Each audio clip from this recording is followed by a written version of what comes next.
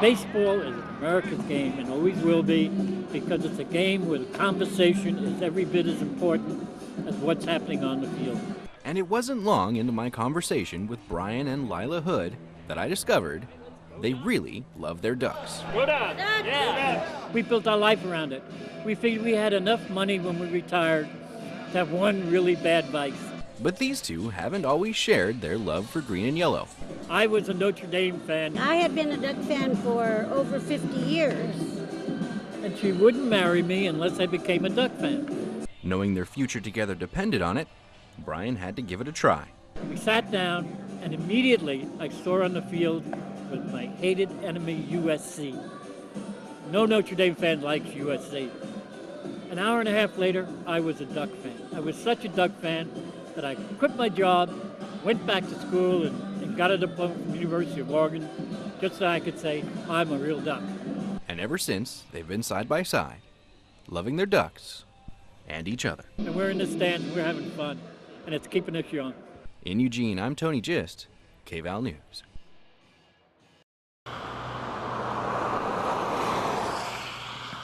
Along Highway 126, you'll find a little place Debbie Dersham calls home. It's just a tight-knit community. We all take care of each other. And just across the street from her bed and breakfast, there's a fire station.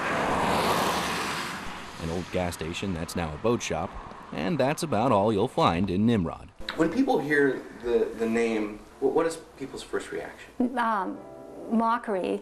It's negative. It's something to make fun of. And apparently the community's signs are a hoot to steal. Because it's funny.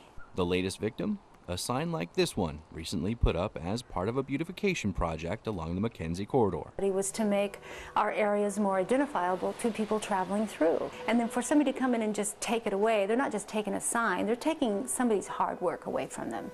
And the namesake of a proud community. It came from Old Testament, and it means mighty hunter or warrior. And the negative came from Warner Brothers and Bugs Bunny. No you don't. Bugs would call Elmer Nimrod, because he's a hunter. Despite any connotation, Nimrod is a place its residents will always call home, sign or no sign. A sign doesn't create who you are. Dersham says the sign that was taken was simply propped up against the sign that you see behind me. Unlike this one, located just down the street. It's actually bolted down, and as you can see, it's not going anywhere. In Nimrod, I'm Tony Gist, KVAL News. If you turn on the television, you're bound to catch an ad for a cleaning product. Amazing. None of which you'll find here.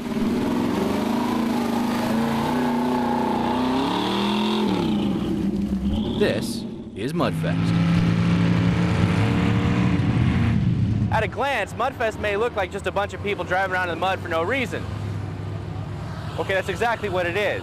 But for some people, it has a little more meaning than you may think. Nothing better to do on a Saturday afternoon. Go to Mudfest. Or maybe not. Your adrenaline's pumping and the engines are revving and just hoping that you keep moving forward, you know, bouncing off the bumps and making sure the kids are seatbelted in and ain't flying out. You can't see one person out here right now. Even these guys that are stuck over here, they're still smiling. They're still having a good time. Are you guys having fun? Always. Yeah. Maybe it's the serene simplicity. Trying not to get stuck, going places other people didn't. Or maybe it's the need to satisfy that childhood fascination with mud. The mud, the trucks, the rolling, the wreckage, the carnage. Everything. Look around. How is that not exciting? Whatever it is, one thing's for sure. If you didn't leave dirty, you didn't have any fun.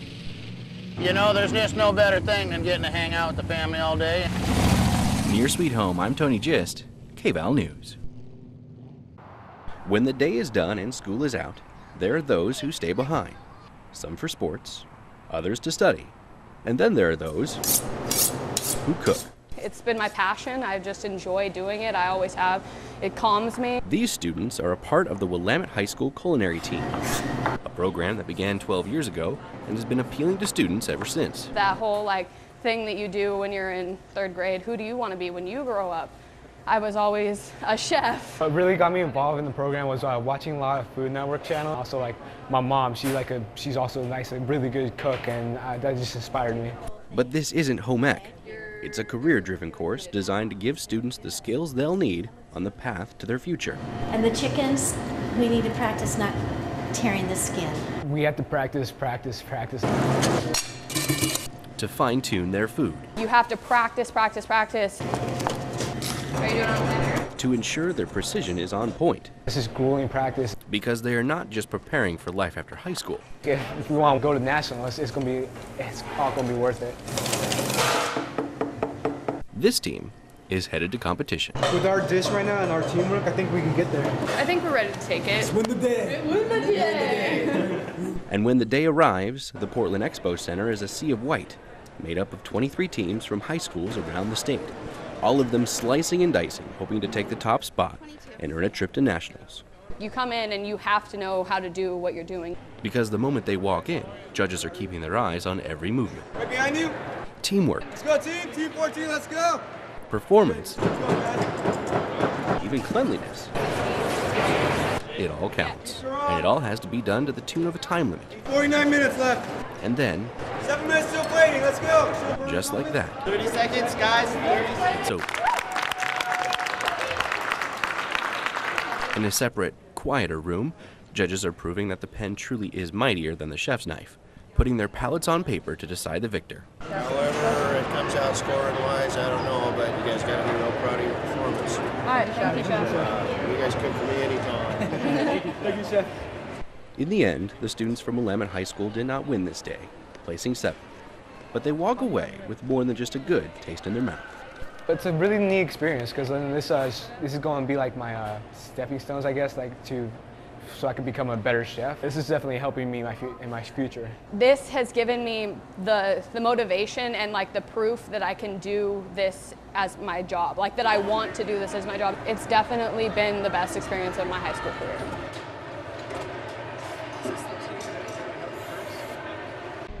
Waves are crashing, sea lions are lounging, and all eyes are fixed on the water. Standing out here on this cold cliff and trying to see some whales. Whale watching season has officially kicked off. It's awesome. They are so huge. While weather conditions may not always be ideal, But my binoculars are wet. Cheryl Haskell wouldn't miss an opportunity to catch a glimpse. And this is my 15th year of doing it for the state of whale watching. And it was long before that, my first whales. She's part of Whale Watching Spoken Here, a group helping anyone who stops along the shoreline to spot one. It's just now going back to high tide. Okay. So they're a little further offshore. Believe it or not, out there in the water is a boat. And if I zoom in with my camera, I can get a pretty good shot. But it's still pretty small. And if I manage to catch a whale on camera, it won't be much bigger. So what is it that keeps people coming back to the coast time and time again? There's so much about them we don't know yet that is part of the intrigue. We didn't catch a whale on camera Saturday, and neither did the Kimball family. Now, she's seen whales off Hawaii, and I've seen whales in Mexico, but never along the Oregon coast. But the experience alone is what some might call priceless. I just like being together as family because we're always so busy, and so it's cool to spend time with each other. North of Florence, I'm Tony Gist, reporting. At first glance, Allie Cooper looks like a typical panhandler. But if you look a little closer, you'll find her story is a little more unique. Winter term starts tomorrow, and I need money for books. She's not homeless or even unemployed. She's a student at the University of Oregon. And it's really expensive, and I'm doing the best I can to pay for it. Cooper says she does receive financial aid. So it covers rent and some other things, but I still need money for books. So she hits the streets. I just figured I've given money to people before. Maybe somebody will give me money for books.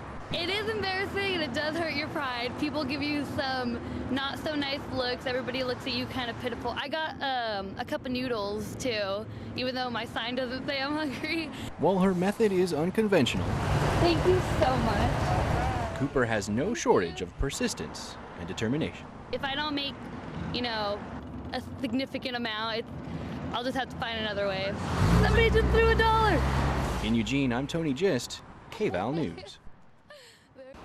You ready to go get almond butter? Okay. We try to grow most of our own stuff, but then anything that we can't, we like to buy organic to keep our family healthy. Chloe Beckus has been shopping organic for around 6 years. We like bananas, huh? I like bananas. But when it comes down to it, how do you know what's organic and what isn't? I just believe the label, I guess. So, yeah. Hopefully they're telling the truth.